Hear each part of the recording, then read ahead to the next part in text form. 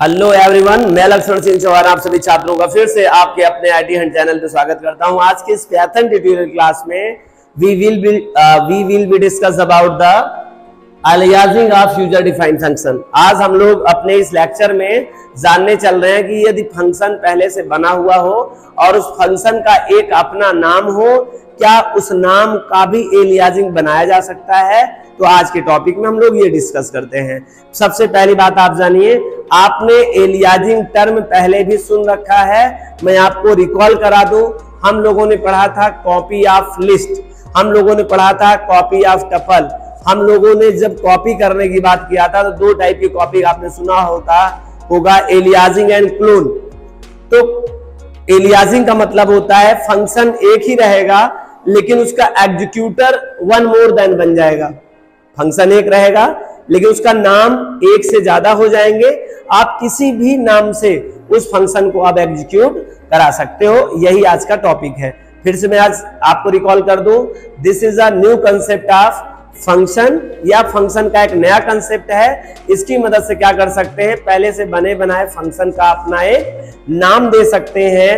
एक न्यू नाम उसका देकर आप अपने फंक्शन को एग्जीक्यूट करा सकते हैं उसी नए नेम से जो आपने नेम बनाया है।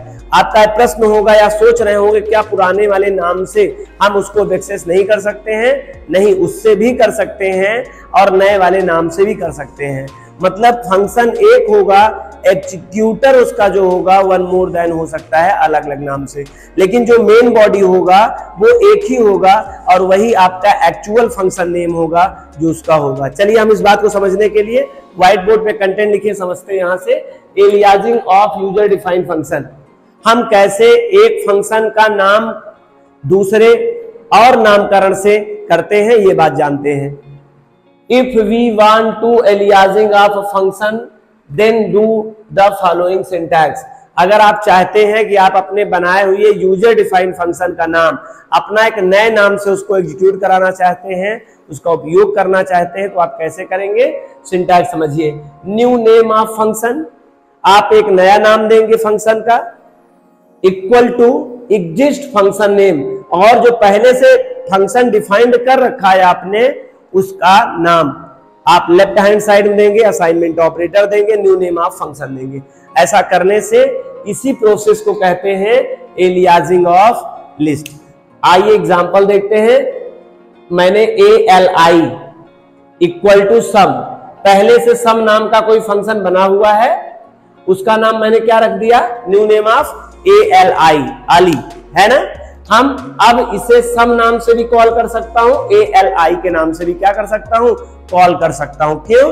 क्योंकि अब ये सम ये क्या हो गया है? ALI नाम से कॉपी हो गया। This is a aliasing of user defined function. अब यह जो फंक्शन पहले से बना बनाया होगा, प्री डिफाइंड हो, मतलब सॉरी जो आपने डिफाइंड कर लिया है function, definition of function complete हो गया है, तो उस सम को आप सम नाम से तो कॉल कर ही सकते हैं और आपने किया ही होगा और कंटिन्यू करते ही आ रहे हैं। नया कंसेप्ट ये है कि आप इस सम को ALI नाम से भी अब एग्जीक्यूट करवा सकते हैं। अब ऐसा क्यों? क्योंकि आपने सम को किसमें कर दिया, सम का नाम किसमें कन्वर्ट कर लिया? अली में कर लिया। तो ये सम से भी एग्जीक्यूट होगा और ALI नाम से भी क्या होगा? एग्जीक्यूट होगा। एलियास नाम से भी ये, एक्चुअली में एलियास में से ALI मैंने क्या कर लिया? एलियासिंग में ALI यहीं से एलियासिंग नेम है, इसलिए मैंने ALI यहां पे as a function name choose कर लिया। ठीक है, आगे बढ़े। नाउ द ALI एलियासिंग, जो नया एक ऑब्जेक्ट आपने बनाया है, name object name function name, is a new name of function. अब एक नया नाम हो गया फंक्शन का, पुराना नाम सम था, नया नाम क्या हो गया? नया नाम हो गया ALI। ये पुराना नाम सम, नया नाम ALI। We can execute function या calling function as a basic rules of user defined function as, चाहे सम आप यूज करिए और चाहे आप ALI यूज करिए, दोनों से आप किसी एक बॉडी ऑफ डेफिनेशन फंक्शन को एग्जीक्यूट कर सकते हैं। आगे देखिए सिंटैक्स में अब कॉलिंग कैसे करते हैं। देखिए एलियास नेम, जो नाम आपने बनाया होगा वो, जैसे मैंने ALI लिखा था तो यहाँ LI होगा। फिर आप पैराथेसिस सिंबल, ऐसे भी कर सकते हैं, क्योंकि पुराना यही नियम है, जब भी आप किसी फंक्शन को एग्जीक्यूट किया करते हैं या रन किया करते हैं तो यही कॉलिंग का नियम है, फंक्शन का नेम पैराथेसिस ओपन। विदाउट पैराथेसिस आप नहीं कर सकते थे, एरर जनरेट होता है, तो यहां भी आप नहीं करेंगे। एरर तो नहीं जनरेट होगा लेकिन रन नहीं होगा आपका प्रोग्राम बिना पैराथेसिस सिंबल के। ना तो आप प्रीवियस में कुछ करते थे कॉलिंग में, ना यहां करेंगे, ठीक है। हाँ, एलियास नेम में आप आर्गुमेंट भी पास कर सकते हैं, क्योंकि दोनों अब एलियास को पूरी सुविधाएं मिल गई हैं, पूरा अधिकार मिल गया है जो किसी भी फंक्शन को होता है, ठीक है। तो इसमें एज आर्गुमेंट भी पास किया जा सकता है। Note the alias name of the function and exist function name address will be same because now is both identifier point the single function actual function. अलग बात है, एलियाजिंग जब भी आपने पढ़ा होगा, सुना होगा, एक्चुअली में फंक्शन का बॉडी एक ही है, फंक्शन जाके स्टोर कहीं एक ही जगह हुआ होगा, लेकिन उस फंक्शन को दो लोग आइडेंटिफाई कर रहे हैं, एक सम नाम का और दूसरा ALI नाम का। जो सम नाम का एक आइडेंटिफायर है वो भी एग्जैक्ट कोड का एड्रेस होल्ड किया था, ये भी इनको भी शेयर कर देता है एड्रेस। तो दो लोगों के पास सेम एड्रेस है, तो जो सम जिस बॉडी को देख रहा है उसी बॉडी को ALI भी अब देख रहा है। तो सीधी सी बात है, एड्रेस तो एक ही है, बॉडी एक है, देखने वाले दो हैं, तो दोनों का एड्रेस क्या होगा, सेम होगा। कॉमन सी बात है, आपने प्रीवियस लेक्चर में भी कभी न कभी पढ़ा होगा, एलियाजिंग का मतलब यही होता है। आइए कंप्लीट एग्जांपल समझते हैं।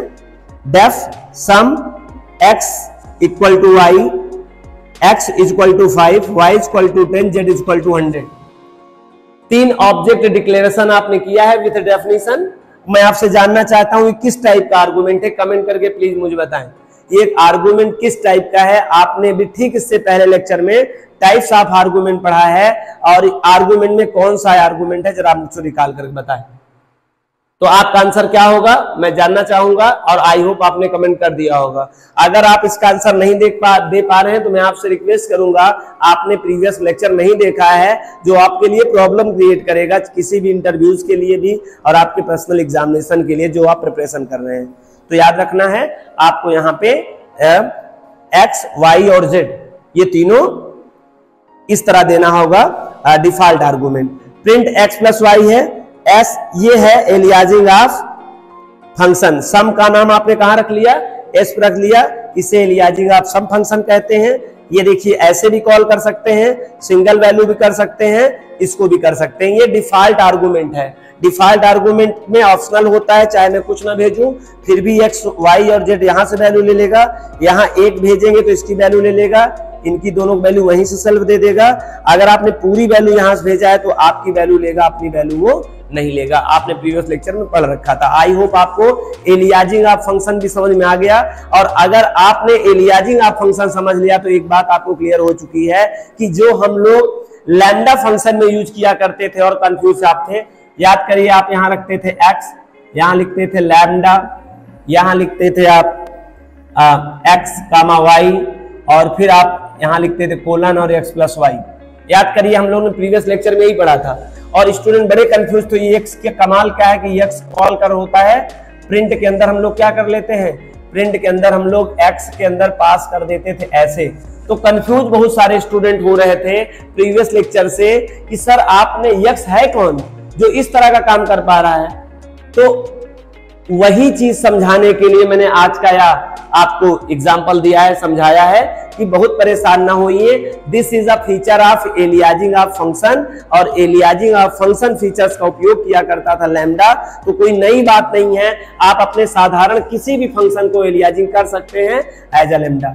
अब इस ऑब्जेक्ट या जो ऑब्जेक्ट है ना, ये फंक्शन का एक ऑब्जेक्ट हो गया, फंक्शन टाइप का ऑब्जेक्ट हो गया था, क्योंकि ये फंक्शन यहाँ पर कोई है नहीं, लेकिन ये फंक्शन के लेवलिटी का, फंक्शन के बराबर की कैपेबिलिटी रखता है, इसी कारण से इसमें आर्गुमेंट टाइप का पास किया जा सकता था।